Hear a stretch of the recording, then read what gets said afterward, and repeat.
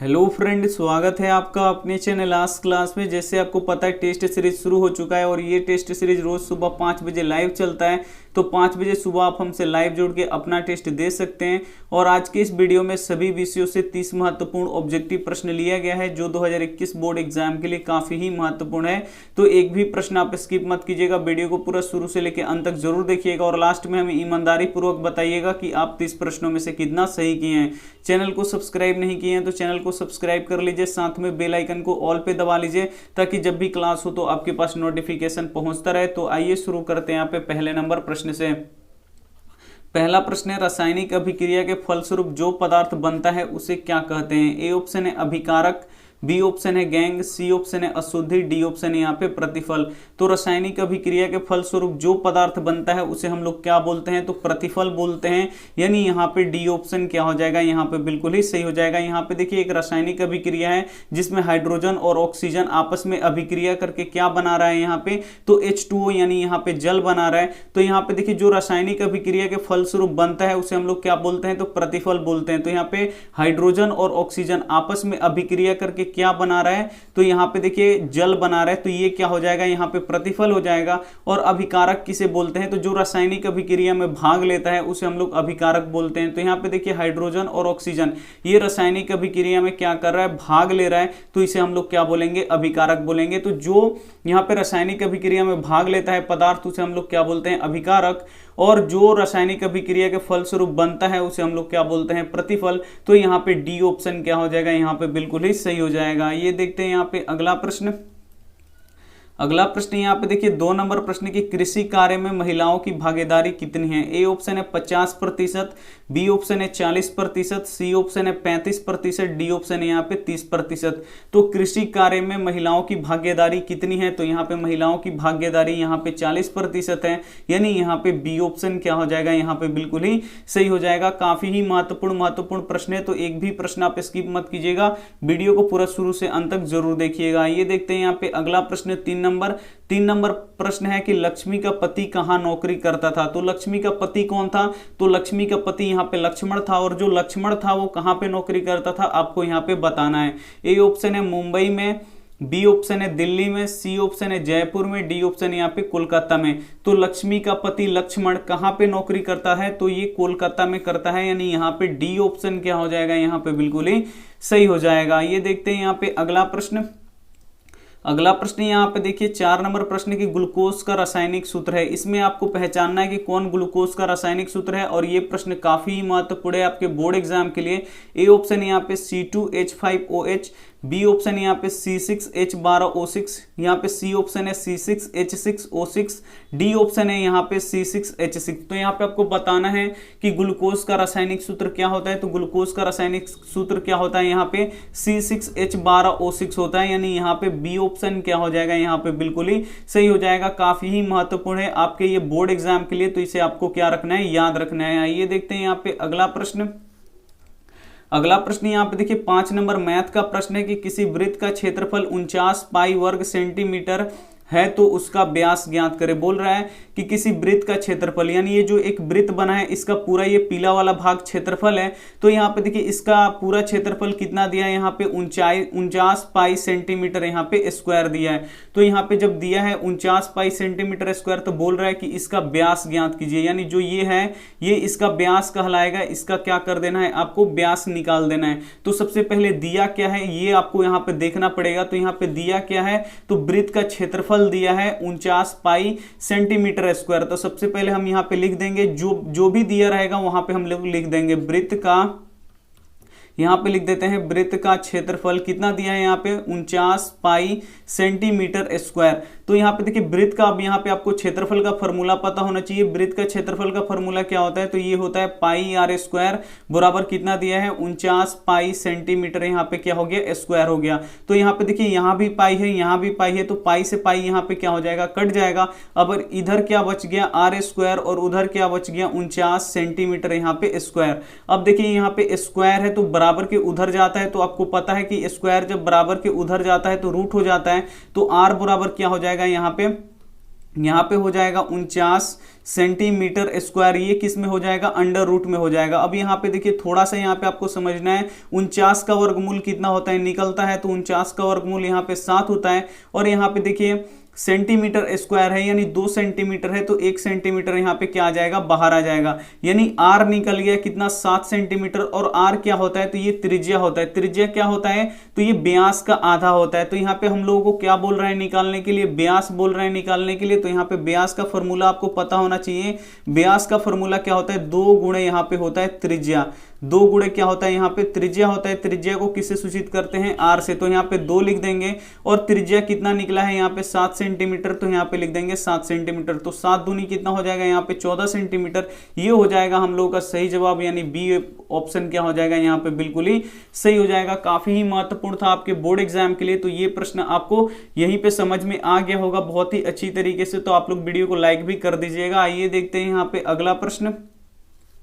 अगला प्रश्न यहाँ पे देखिए 6 नंबर प्रश्न है कि प्रतिरोध का एसआई मात्रक क्या होता है। ये भी प्रश्न काफी महत्वपूर्ण है, काफी बार बोर्ड एग्जाम में पूछा गया है कि प्रतिरोध का एसआई मात्रक क्या होता है। ए ऑप्शन है ओम मीटर, बी ऑप्शन है ओम, सी ऑप्शन है यहाँ पे कुलॉम्ब, डी ऑप्शन है यहाँ पे जूल। तो यहाँ पे आपको बताना है कि प्रतिरोध का एसआई मात्रक क्या होता है। तो प्रतिरोध का एसआई मात्रक क्या होता है, ओम होता है। और ओम को किससे सूचित किया जाता है, तो ओम को ऐसे सूचित किया जाता है। तो ये भी आपको यहाँ पे याद रखना है कि प्रतिरोध का एसआई मात्रक क्या होता है, ओम होता है। और ओम मीटर किसका एसआई मात्रक होता है, तो प्रतिरोधकता का एसआई मात्रक क्या होता है, ओम मीटर होता है।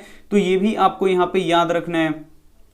कुलम्ब का क्या होता है, यहाँ पे देखिए आवेश का एसआई मात्रक क्या होता है, कुलम्ब होता है। तो ये भी आपको यहाँ पे याद रखना है। और कार्य का एसआई मात्रक क्या होता है, जूल होता है। तो ये भी आपको यहाँ पे याद रखना है। ये सभी काफी महत्वपूर्ण है, ऐसे ऐसे प्रश्न बोर्ड एग्जाम में पूछे जाते हैं। तो जो एक्स्ट्रा जो हम बताते हैं तो वो भी आपको यहाँ पे याद रखना है। आइए देखते हैं यहाँ पे अगला प्रश्न।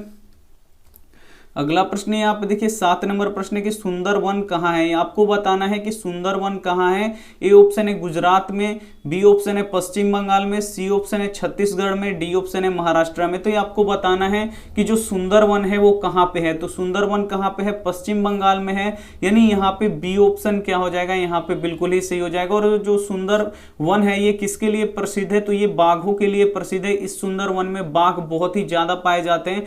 और ये सुंदरवन कहाँ पे है, तो पश्चिम बंगाल में है। तो यहाँ पे बी ऑप्शन क्या हो जाएगा, बिल्कुल ही सही हो जाएगा। ये देखते हैं यहाँ पे अगला प्रश्न।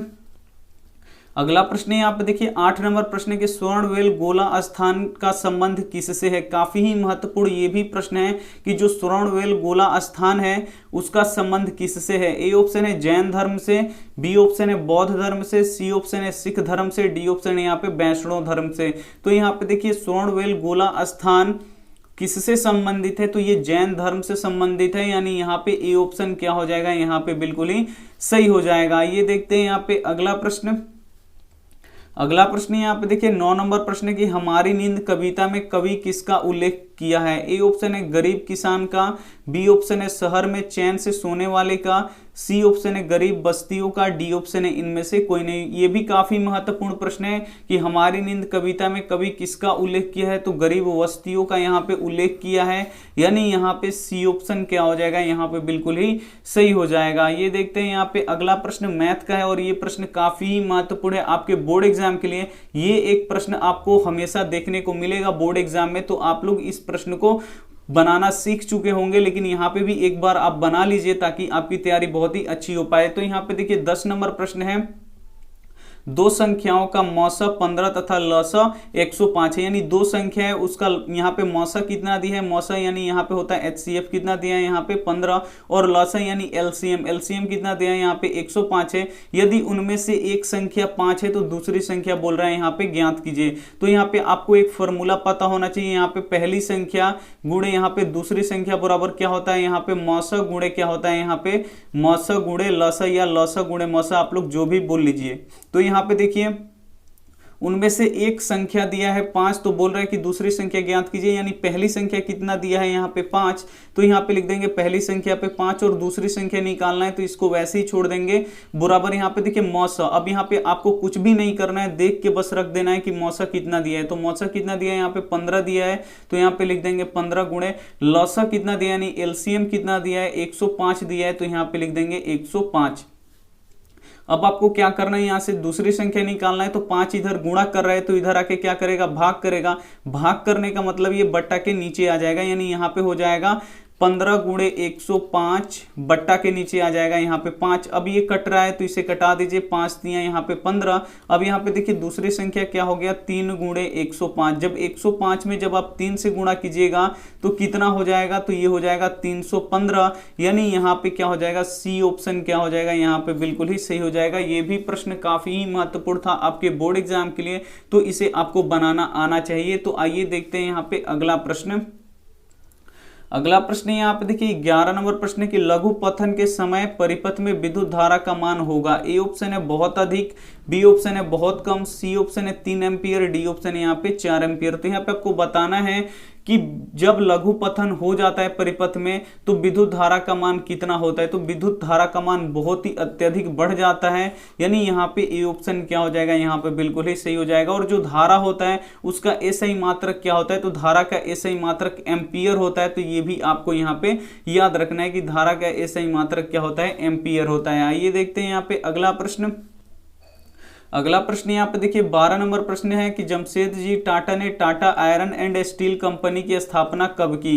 ए ऑप्शन है यहाँ पे 1854 में, बी ऑप्शन है 1907 में, सी ऑप्शन है 1915 में, डी ऑप्शन है यहाँ पे 1930 में। तो यहाँ पे बताना है कि जमशेदजी टाटा ने Tata iron and steel company की स्थापना कब की, यहाँ पे आपको बताना है। तो 1907 में ये किए, यानी यहाँ पे बी ऑप्शन क्या हो जाएगा, यहाँ पे बिल्कुल ही सही हो जाएगा। ये देखते हैं यहाँ पे अगला प्रश्न। अगला प्रश्न ये देखिए संस्कृत का है 13 नंबर की विजय किससे प्राप्त होती है। यहाँ पे आपको बताना है कि विजय का मतलब क्या होता है, जीत। जीत किससे प्राप्त होता है आपको यहाँ पे बताना है। ए ऑप्शन है असत्य से, बी ऑप्शन है अपमान से, सी ऑप्शन है घृणा से, डी ऑप्शन है सत्य से। तो यहाँ पे आपको बताना है कि विजय किससे प्राप्त होती है। तो विजय हमेशा सत्य से प्राप्त होती है, यानी यहाँ पे डी ऑप्शन क्या हो जाएगा, यहाँ पे बिल्कुल ही सही हो जाएगा। ये देखते हैं यहाँ पे अगला प्रश्न। अगला प्रश्न यहाँ पे देखिए 14 नंबर प्रश्न है कि महात्मा गांधी का जन्म कहाँ हुआ था। जो महात्मा गांधी हैं उनका जन्म कहाँ हुआ था आपको बताना है। ए ऑप्शन है बिहार में, बी ऑप्शन है मध्य प्रदेश में, सी ऑप्शन है राजस्थान में, डी ऑप्शन है यहाँ पे गुजरात में। तो महात्मा गांधी का जन्म कहाँ पे हुआ था, तो महात्मा गांधी का जन्म गुजरात में हुआ था, यानी यहाँ पे डी ऑप्शन क्या हो जाएगा, यहाँ पे बिल्कुल ही सही हो जाएगा। और जो महात्मा गांधी जी थे इनकी पत्नी का नाम क्या था, तो इनकी पत्नी का नाम कस्तूरबा गांधी था। तो ये भी बोर्ड एग्जाम में पूछा गया है प्रश्न, तो इसे भी आप लोगों को याद रखना है। आइए देखते हैं यहाँ पे अगला प्रश्न। अगला प्रश्न यहाँ पे देखिए 15 नंबर प्रश्न है कि समानांतर श्रेणी 4, 9 यहाँ पे 14, 19 डॉट डॉट का कौन सा पद यहाँ पे 109 है। यहाँ पे बोल रहा है कि पद निकालिए कि वो कौन सा पद है जो यहाँ पे कितना है, 109 है।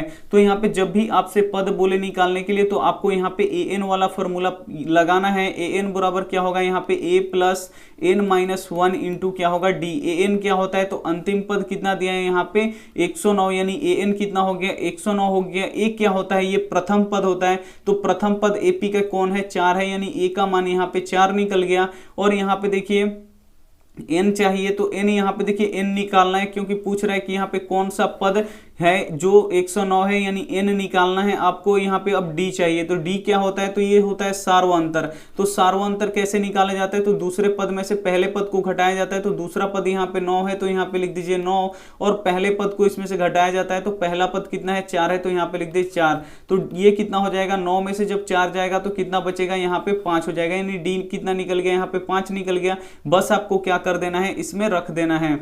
आइए अब इस सब का मान हम इसमें रख देते हैं। तो यहाँ पे देखिए an क्या है, अंतिम पद कितना दिया है, यहाँ पे 109 दिया है। तो यहाँ पे लिख देते हैं हम 109 बराबर a का मान a यानी होता है प्रथम पद। प्रथम पद कितना दिया है, यहाँ पे 4 दिया है। तो यहाँ पे लिख देते हैं 4 प्लस n माइनस 1। नहीं पता है n का मान निकालना है, तो उसको वैसे ही छोड़ दीजिए। यहाँ पे देखिए d का मान कितना है, यानी सार्वअंतर कितना है, 5 है, तो यहाँ पे रख दीजिए आप 5। उसके बाद देख सकते हैं कि 4 इधर जुड़ रहा है, तो बराबर की इधर आके क्या कर देगा, घटा देगा, यानी 109 माइनस क्या हो जाएगा, इधर 4 हो जाएगा, और इधर क्या बच जाएगा, तो n माइनस 1 इंटू क्या बचेगा, इधर 5 बचेगा। तो यहाँ पे देखिए 109 में से जब 4 जाएगा तो इधर हो जाएगा 105 बराबर। अब इसको गुणा करा दीजिए, ये 5 है, ये दोनों में गुणा करेगा, जो 5 है ये दोनों के लिए, 5 में n से गुणा होगा तो यहाँ पे 5n, और यहाँ पे माइनस है और यहाँ पे प्लस है, तो प्लस माइनस यहाँ पे माइनस, 1 में 5 से गुणा होगा तो यहाँ पे क्या होगा, 5 होगा।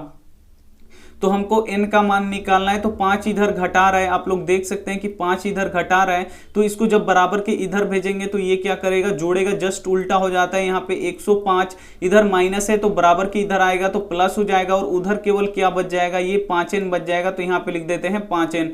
तो 110 और प्लस 5 कितना हो गया, यहाँ पे सॉरी 105 और प्लस 5 कितना हो गया, यहाँ पे 110 बराबर इधर कितना हो गया, यहाँ पे 5n हो गया।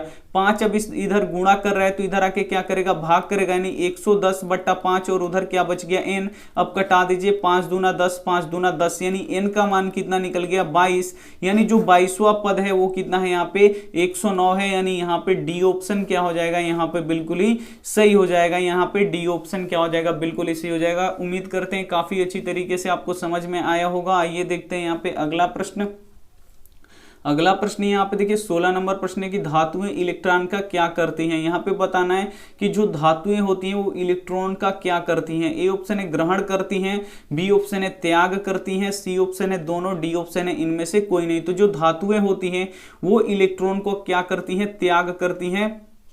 यानी यहाँ पे बी ऑप्शन क्या हो जाएगा, यहाँ पे बिल्कुल ही सही हो जाएगा। जो धातुएं होती हैं वो इलेक्ट्रॉन को त्याग करके क्या बनाती हैं, तो धनायन बनाती हैं। तो ये भी आपको यहाँ पे याद रखना है। और जो अधातुएं होती हैं तो अधातुएं क्या करती हैं, ये इलेक्ट्रॉन को ग्रहण करती हैं। तो ये भी आपको यहाँ पे याद रखना है। आइए देखते हैं यहाँ पे अगला प्रश्न।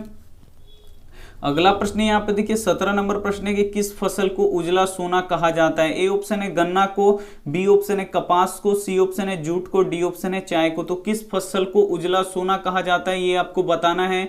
तो किस फसल को उजला सोना कहा जाता है, तो जो कपास होता है इसको यहाँ पे उजला सोना बोला जाता है। यानी यहाँ पे बी ऑप्शन क्या हो जाएगा, बिल्कुल सही हो जाएगा। और जो कपास होता है वो काली मिट्टी पे सर्वाधिक होता है, तो इसीलिए जो कपास है वो काली मिट्टी के लिए सर्वाधिक उपजाऊ फसल होता है। तो यहाँ पे बोल रहा है प्रश्न कि किस फसल को उजला सोना कहते हैं, तो जो कपास होता है उसे हम लोग उजला सोना कहते हैं। आइए देखते हैं यहाँ पे अगला प्रश्न।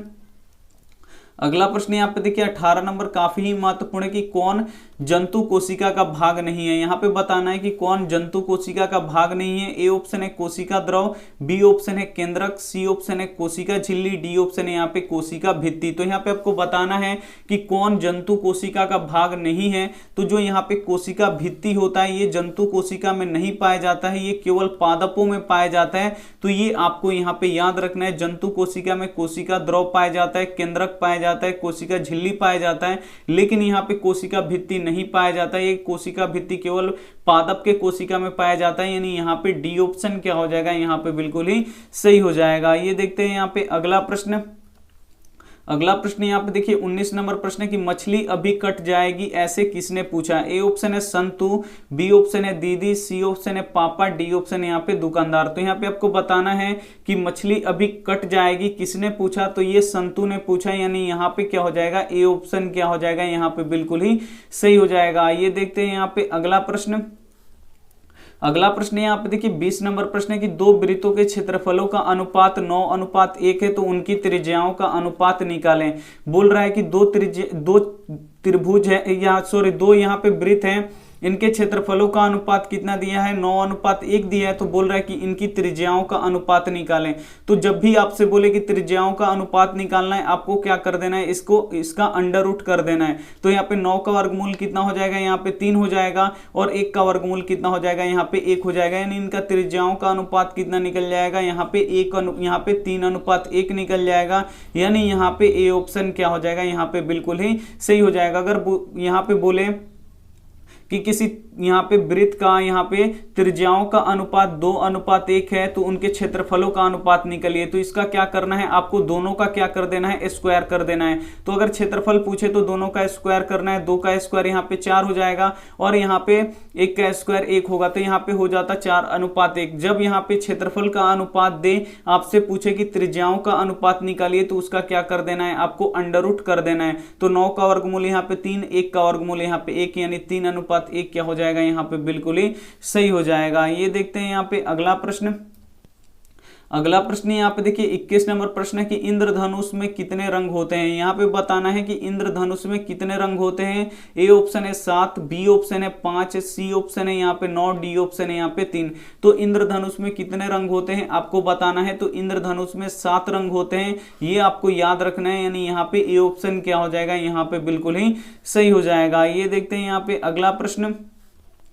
अगला प्रश्न यहाँ पे देखिए 22 नंबर प्रश्न है कि भारत के किस राज्य में मसालों का सबसे अधिक उत्पादन होता है। यहाँ पे आपको बताना है कि भारत के किस राज्य में मसाला सबसे अधिक होता है। ए ऑप्शन है केरल में, बी ऑप्शन है झारखंड में, सी ऑप्शन है यहाँ पे केसर, डी ऑप्शन है यहाँ पे असम। तो यहाँ पे आपको बताना है कि भारत के किस राज्य में मसाला सबसे अधिक होता है। तो जो केरल होता है वहां पे मसाला सबसे अधिक होता है, यानी यहाँ पे ए ऑप्शन क्या हो जाएगा, यहाँ पे बिल्कुल ही सही हो जाएगा। और जो झारखंड राज्य है यहाँ पे क्या होता है, यहाँ पे कोयला सबसे अधिक होता है। और जो असम होता है यहाँ पे खनिज तेल सबसे अधिक होता है। और जो ये केसर होता है, ये केसर कहाँ पे होता है, तो केसर जम्मू कश्मीर में सबसे ज्यादा होता है। तो ये भी आपको यहाँ पे याद रखना है। तो यहाँ पे प्रश्न था कि भारत के किस राज्य में मसाला सबसे अधिक होता है। तो जो केरल राज्य है वहां पे मसाला सबसे अधिक होता है और नारियल भी सबसे अधिक केरल में ही होता है। आइए देखते हैं यहाँ पे अगला प्रश्न। अगला प्रश्न यहाँ पे देखिए 23 नंबर प्रश्न की कोशिका में अनुवांशिक पदार्थ है। यहाँ पे पता करना है आपको कि कोशिका में कौन सा अनुवांशिक पदार्थ इसमें से रहता है। ए ऑप्शन है डीएनए, बी ऑप्शन है गुणसूत्र, सी ऑप्शन है जीन, डी ऑप्शन है यहाँ पे हरित लवक। तो कोशिका में अनुवांशिक पदार्थ कौन सा है, तो ये जो डीएनए होता है ये कोशिका का अनुवांशिक पदार्थ होता है। यानी यहाँ पे ए ऑप्शन क्या हो जाएगा, यहाँ पे बिल्कुल ही सही हो जाएगा। ये देखते हैं यहाँ पे अगला प्रश्न। अगला प्रश्न यहाँ पे देखिए 24 नंबर प्रश्न है कि नरक के द्वार कितने होते हैं। यहाँ पे आपको बताना है कि जो नरक होता है उसका द्वार कितना होता है। ए ऑप्शन है 4, बी ऑप्शन है 3, सी ऑप्शन है 2, डी ऑप्शन है यहाँ पे 8। तो यहाँ पे आपको बताना है कि नरक के द्वार कितने होते हैं। तो नरक के द्वार कितने होते हैं, 3 होते हैं। यानी यहाँ पे बी ऑप्शन क्या हो जाएगा, यहाँ पे बिल्कुल ही सही हो जाएगा। ये देखते हैं यहाँ पे अगला प्रश्न। अगला प्रश्न यहाँ पे देखिए 25 नंबर प्रश्न है हिंदी का कि बिरजू महाराज की पहली शिष्य थी। यहाँ पे आपको बताना है कि बिरजू महाराज की पहली शिष्य कौन थी। ए ऑप्शन है दुर्गा, बी ऑप्शन है अनुराधा, सी ऑप्शन है रसीम, डी ऑप्शन है यहाँ पे रमा। तो यहाँ पे आपको बताना है कि बिरजू महाराज की पहली शिष्य कौन थी। तो बिरजू महाराज की पहली शिष्य यहाँ पे रसीम थी। यानी यहाँ पे सी ऑप्शन क्या हो जाएगा, यहाँ पे बिल्कुल ही सही हो जाएगा। ये देखते हैं यहाँ पे अगला प्रश्न। अगला प्रश्न यहाँ पे देखिए 26 नंबर प्रश्न है कि यदि बहुपद 2x³ minus 5x² minus 14x plus 8 के शून्यकों का योग ज्ञात करें। यहाँ पे आपको क्या करना है कि इसका शून्यकों का योग ज्ञात करना है। और ये कौन सा बहुपद है, तो ये त्रिघात बहुपद है। तो आपको यहाँ पे याद रखना है। और ये त्रिघात बहुपद है तो इसके कितने शून्यक होंगे, तो त्रिघात बहुपद के 3 शून्यक होते हैं। कौन कौन, तो अल्फा, बीटा और क्या होता है यहाँ पे गामा होता है। अगर यही द्विघात यहाँ पे बहुपद रहता तो इसके कितने शून्यक होते, 2 शून्यक होते। कौन कौन, तो अल्फा और बीटा होते। तो यहाँ पे दिया है यहाँ पे त्रिघात बहुपद और बोल रहा है इसका शून्यकों का योग निकालिए। यानी शून्यकों का योग alpha plus beta plus gamma क्या होता है, ये माइनस बी बटा ए होता है। तो ये आपको यहाँ पे याद रखना है। तो यहाँ पे देखिए जो x³ में गुणा करेगा वो a होगा, जो x² में गुणा करेगा वो b होगा, और यहाँ पे केवल x में गुणा करेगा वो c होगा, जिसमें x कुछ भी नहीं होगा वो क्या होगा, यहाँ पे d होगा। तो यहाँ पे आपको बस क्या करना है, माइनस बी बटा ए का मान रख देना है। तो यहाँ पे फॉर्मूला में पहले से माइनस है तो माइनस दे देंगे। b का मान कितना है यहाँ पे आप लोग देख सकते हैं, -5 है आप लोग, तो यहाँ पे लिख देंगे -5 और बट्टा a का मान कितना है यहाँ पे आप लोग देख सकते हैं। x³ में कौन गुणा कर रहा है, 2 कर रहा है, तो यहाँ पे कितना हो जाएगा, यहाँ पे 2 हो जाएगा। तो माइनस माइनस क्या हो जाएगा यहाँ पे प्लस, और यहाँ पे क्या हो जाएगा 5/2, यानी 5/2 क्या हो जाएगा, बिल्कुल सही आंसर हो जाएगा। यानी यहाँ पे ए ऑप्शन क्या हो जाएगा, यहाँ पे बिल्कुल ही सही हो जाएगा। यहाँ पे देखिए 5/2 क्या हो जाएगा, यहाँ पे बिल्कुल ही सही हो जाएगा। ये देखते हैं यहाँ पे अगला प्रश्न। अगला प्रश्न यहाँ पे देखिए 27 नंबर प्रश्न की CFC क्या है। यहाँ पे आपको बताना है कि CFC क्या है। ए ऑप्शन है क्लोरोफ्लोरोकार्बन, बी ऑप्शन है क्लोरीन फ्लोरीन कार्बन, यहाँ पे सी ऑप्शन है कार्बन क्लोरोफ्लोरो, डी ऑप्शन है यहाँ पे क्लोरीन फ्लोरीन। तो यहाँ पे आपको बताना है कि CFC क्या है। तो CFC क्या होता है, क्लोरोफ्लोरोकार्बन होता है, जो कहाँ से निकलता है, तो जो फ्रिज होता है, एयर कंडीशनर होता है, वो वहां से क्या निकलता है, यहाँ पे CFC गैस निकलता है। और ये किसको यहाँ पे क्षति पहुंचाता है, तो जो ओजोन परत होता है इसको क्या करता है, ये क्षय करने का कार्य करता है। और यहाँ पे जो ओजोन परत होता है वो किसको छानने का कार्य करता है, तो पाराबैंगनी किरण को छानने का कार्य करता है। तो ये भी आपको साथ में याद रखना है। आइए देखते हैं यहाँ पे अगला प्रश्न। अगला प्रश्न यहाँ पे देखिए 28 नंबर प्रश्न है कि राष्ट्रपिता के नाम से किसे जानते हैं। ए ऑप्शन है रविंद्रनाथ टैगोर, बी ऑप्शन है राजा राम मोहन राय, सी ऑप्शन है दादा भाई नौरोजी, डी ऑप्शन है यहाँ पे पंडित नेहरू। तो यहाँ पे आपको बताना है कि राष्ट्रपिता के नाम से किसे जानते हैं। तो राष्ट्रपिता के नाम से किसे जानते हैं हम लोग, यहाँ पे महात्मा गांधी जी को जानते हैं।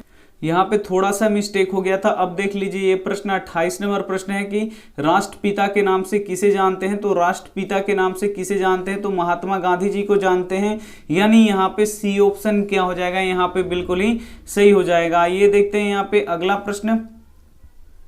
अगला प्रश्न यहाँ पे देखिए 29 नंबर प्रश्न है कि भारतीय संस्कृति का परिचय किससे होता है। ए ऑप्शन है आचरण से, बी ऑप्शन है संस्कार से, सी ऑप्शन है व्यवहार से, डी ऑप्शन है इनमें से कोई नहीं। तो यहाँ पे आपको बताना है कि भारतीय संस्कृति का परिचय किससे होता है। तो भारतीय संस्कृति का परिचय किससे होता है, तो संस्कारों से होता है। यानी यहाँ पे बी ऑप्शन क्या हो जाएगा, यहाँ पे बिल्कुल ऐसे ही हो जाएगा। काफी ही महत्वपूर्ण प्रश्न है। आइए देखते हैं यहाँ पे अगला प्रश्न 30 नंबर प्रश्न है कि कॉस यहाँ पे पाई बाई 3 का मान ज्ञात करें। यहाँ पे आपको कॉस पाई बाई 3 का यहाँ पे आपको क्या करना है, मान निकालना है। तो सबसे पहले आपको पता होना चाहिए कि पाई बटा 3 कितने डिग्री को बोलते हैं। अगर आपको नहीं पता है तो पाई का मान कितना होता है, 180 डिग्री होता है। बस आपको इसे सॉल्व कर लेना है।